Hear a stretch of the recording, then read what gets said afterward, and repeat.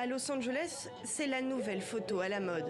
Installez-vous devant ce mur à selfie, inclinez légèrement la tête et empruntez un regard noir. Ça y est, vous venez d'imiter le désormais célèbre mugshot de Donald Trump.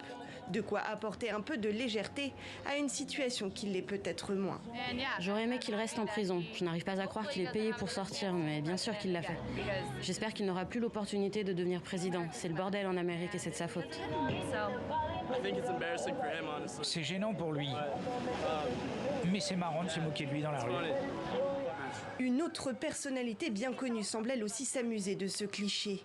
Quand on l'interroge sur la dite photo judiciaire, Joe Biden n'a que 2 mots à la bouche. Qu'en avez-vous pensé? Beau gosse. Objet de moquerie pour certains, le portrait de Donald Trump est en réalité un coup de maître marketing. En 48 heures seulement, il a déjà fait le tour du monde. Et à l'approche d'une présidentielle, ce n'est pas négligeable. Trump est un savant, un génie en matière de marketing. Je suis sûr qu'il avait anticipé ce moment. Ce n'est pas comme s'il avait été surpris par le fait qu'il allait être pris en photo.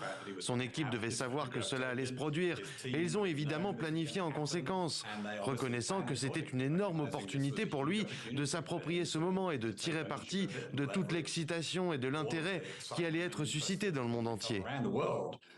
Aux États-Unis, t-shirts et autres goodies à l'effigie du milliardaire fleurissent déjà dans de nombreuses boutiques. Une situation qui divise les Américains. Oui, j'en porterai un. C'est comme si tout le scénario politique aux États-Unis était vraiment une comédie à ce stade. C'est drôle.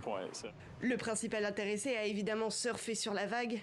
En échange de dons sur son site de campagne, ses partisans auront aussi droit à leur t-shirt avec ce message provocateur : ne vous rendez jamais.